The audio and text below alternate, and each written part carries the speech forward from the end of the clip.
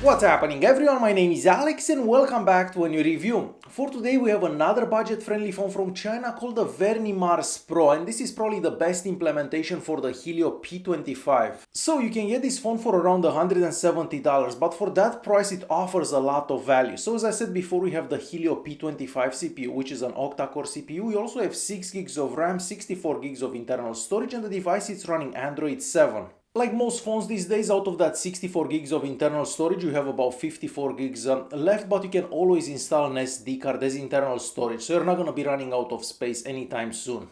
The phone itself looks somewhat different and it reminds me a lot of a Nexus 6P, but that's mostly because of the UI, because the UI is very close to stock Android. The back and the sides of the phone are made out of metal and we have antennas at the top and at the bottom, but that gives the phone a more unique look in my opinion. On the back we also have a 13 megapixel camera and a dual tone flash, and moving to the right hand side of the phone there you're gonna find the fingerprint scanner, the power button and the volume keys. Now, even though the positioning of the fingerprint scanner seems very cool at first, well, it has become one of my biggest complaints about this phone. So every time you try to pick up the phone, you actually touch that fingerprint scanner. So no matter how you pick up the phone, you're always gonna touch that fingerprint scanner, and the fingerprint scanner locks if you don't touch it with the right finger. And even if you touch it with the right finger, it only works half of the time. So it's that bad that I had to turn it off because it was just too annoying. But leaving that aside and moving to the top of the device, there we have the 3.5mm audio jack. The sound coming out of the audio jack, it's loud and it doesn't have any distortion.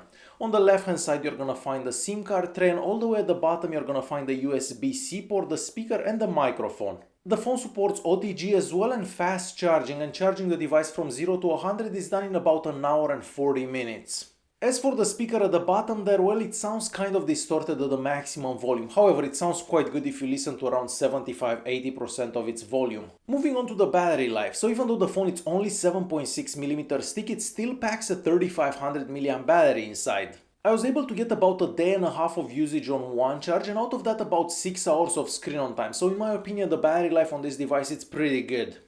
Moving on to the front of the device, so we still have bezels all around the screen, however they are not as big as we've seen in the past for other devices. Now I wish they would have done something with the chin and the forehead because they just seem a bit too big. All the way at the top we have the notification light, we also have the speaker and a 5 megapixel front facing camera. Now the quality from the front facing camera is just average, so once again if you have plenty of light the pictures kind of turn out okay, but as soon as you don't have enough light the pictures turn out grainy and blurry. The 5.5-inch screen has a resolution of 1080p, the colors are nice and vibrant, but the blacks aren't as deep as I'd like. The viewing angles are great and the touch sensitivity is above average, so I haven't had any issues whenever I was typing, playing games or doing anything with the touchscreen.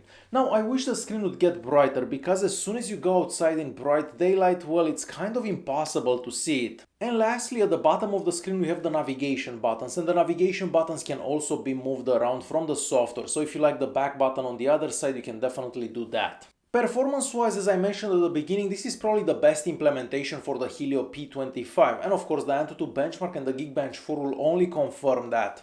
Since the phone's UI is very close to stock Android and we basically don't have anything holding the phone back, it's an absolute pleasure to use this phone. Scrolling in between screens, opening new apps, closing apps, everything is done very fluidly. Now, because we have the Helio P25, the phone is not the fastest in the world, so you're gonna notice a bit of a difference between this and a flagship device while opening apps. Since we have 6 gigs of RAM, multitasking also works very well and the phone doesn't tend to close the apps running in the background, which is a great thing.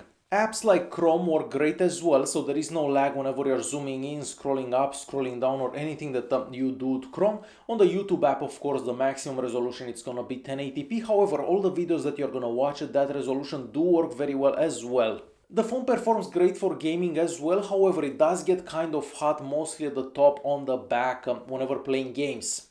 Moving on to the GPS unit inside this phone, so it only takes a couple of seconds to find your location. Once your location is found, it doesn't seem to lose it, so using Google Maps or any navigation app works very good as well. As for sensors, well, you have all the sensors that you would find in a flagship device, and that includes a gyroscope, and all the sensors that I tried did seem to work good as well. Moving on to connectivity, well, first things first, the speaker on top here doesn't get that loud, so it really depends how much noise you have around you, because it may be difficult at times to hear the other person whenever you're talking on the phone. Now, the phone doesn't have NFC unfortunately, so no Android Pay, but it can connect to 4G networks and dual band Wi-Fi.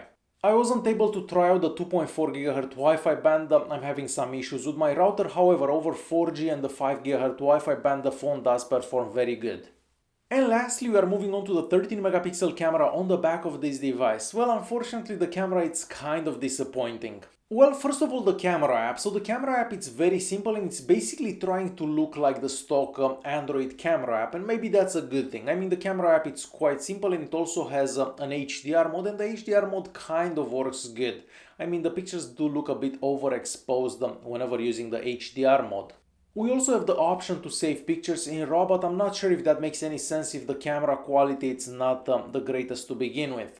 So the pictures that you're gonna take with this phone look very plain and washed out, so there is like no saturation for pictures. And if you've been using a Samsung phone as I have, when you look at the pictures that you're gonna take with this phone, yeah, they just don't look good at all. I mean, sure, you could edit the pictures and make them look better, but who has time to edit pictures, right? So even though all the pictures are very sharp and with a lot of detail, they just look very boring in my opinion. Now, moving on to nighttime pictures, well, the camera performs surprisingly well for low light conditions. So, as you can see, the pictures taken at nighttime are quite sharp, and even though they are a bit grainy here and there, they look better than most phones in this price range. And it's time to conclude this video. So first of all, I love the phone because of the software, because the software is so well optimized, and this is probably the best implementation, as I said, of that Helio P25. Now, I can't stand the fingerprint scanner, and for me it's basically unusable. So the way it's positioned here and the way it works, for me it's basically unusable. And the camera, it's kind of disappointing, but I'm hoping that the camera can be fixed with a software update. So overall the phone, it's good, but only if you don't care about the fingerprint scanner and you can wait for the camera. Alright guys, hopefully you enjoyed this video. If you did like it, press that like button, don't forget to subscribe, and I'll see you in the next one. Thanks for watching.